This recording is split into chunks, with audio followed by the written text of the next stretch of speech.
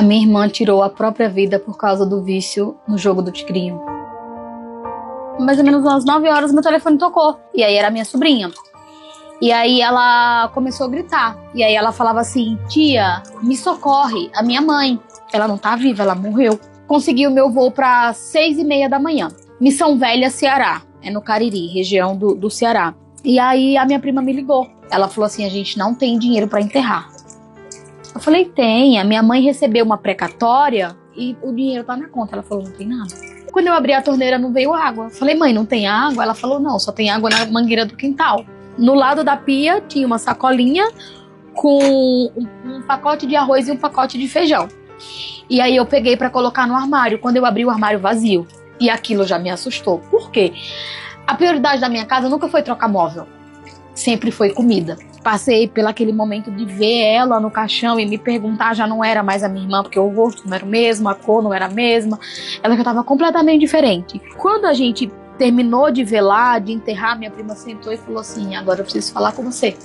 Pega aqui o telefone dela. E ela nunca foi de escrever, ela gostava de mandar áudio. E aí no comecinho os áudios eram sempre assim: o que tá acontecendo? A plataforma não tá pagando. E aí eu abri e tinha várias transferências de várias contas. É um jogo muito manipulador, é um jogo muito sujo.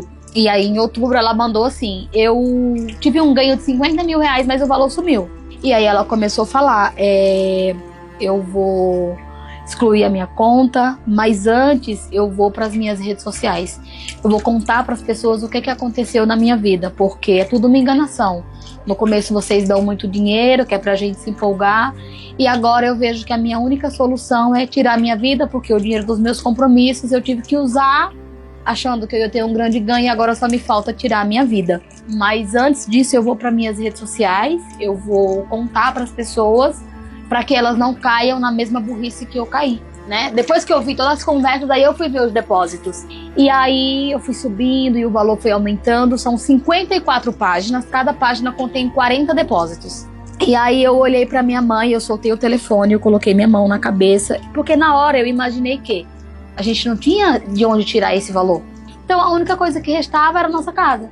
E aí a minha mãe falou: o que foi? Eu falei: mãe, ela vendeu nossa casa. Foram 9 pessoas que fizeram o empréstimo. A minha mãe deve mais de 600 mil reais. Ela mesma, eu não sei quanto ela deve, porque eu não cheguei a ter acesso aos bancos dela. A minha mãe entendeu que ela tinha que ser forte, porque tem 3 crianças. Ela deixou um menino de 7 anos que até hoje tem problemas emocionais e mentais. Ele ficou bem traumatizado. Ele entrou em casa, pegou um pacote de bolacha, uma garrafinha de água, foi pra igreja, assistiu a missa, depois foi pro cemitério. E a minha mãe tinha costume de todo final de semana ela ir e levava ele com ela. Então ele aprendeu o caminho do túmulo. E aí ele deitou lá no túmulo, pegou a água, pegou a bolacha e começou a conversar com ela. Tinha mais ou menos uns 15, 20 dias que ela tinha morrido. E aí ele falava assim: mamãe, eu vim trazer água e bolacha, porque já tem muito dia que a senhora não vai em casa, eu acho que a senhora tá com fome e com sede. E aí o pessoal começaram a ver ele, e foi chegando todo mundo e ficando em volta. E ele lá, deitadinho, sol quente, e ele conversando. Mamãe não vai voltar pra casa, não? Eu vou deixar a água aqui, mas na hora que mamãe quiser ir, mamãe pode ir, viu? Uma pessoa, uma mãe, que tem 3 filhos sem pai, chegar ao ponto de tirar a vida, você vê que a pessoa ela não tem sanidade nenhuma. Então julgar uma atitude dessa é desumano, porque mãe nenhuma quer o sofrimento do filho, sabe? Eu acho que em algum momento ela queria aliviar a pressão psicológica devido a tanta dívida, devido a tanta conta, porque eu entendia o que os jogos faziam, tanto que eu já tinha recebido várias propostas, porque eu tinha um número significativo de seguidor. Eu entendia que para mim ganhar alguma coisa, alguém tinha que perder. E que era frustrante para as pessoas caírem nessa cilada. Então, quando eu descobri que era sobre os jogos, aí o meu julgamento acabou. Porque eu passei a entender que já não era mais a minha irmã que estava agindo, que era um vício. E eu fiz a primeira live, essa live bateu 18 mil pessoas. E aí eu criei o primeiro grupo do WhatsApp. E nesse primeiro grupo bateu 800 pessoas no primeiro dia. E ali eu encontrei várias pessoas falando que não tinha coragem pra mim não julgar a minha irmã, que não era fácil, dava vergonha mesmo, que ela não fez porque ela quis, pessoas essas que estavam no mesmo caminho e que conseguiam compreender todas as dívidas que ela tinha feito. E foi aí aonde eu entendi que esse era o meu caminho. Se eu tivesse tido a oportunidade de ouvir um grito de socorro da minha irmã, a minha história hoje não era contada dessa forma.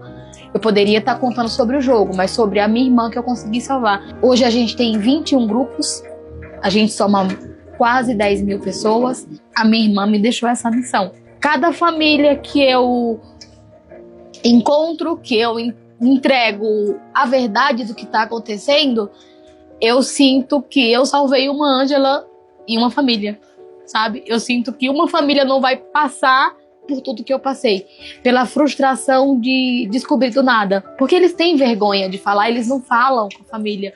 Muita gente também critica, julga. Tem aquele famoso jogou porque quis, o influenciador não foi na sua casa obrigar.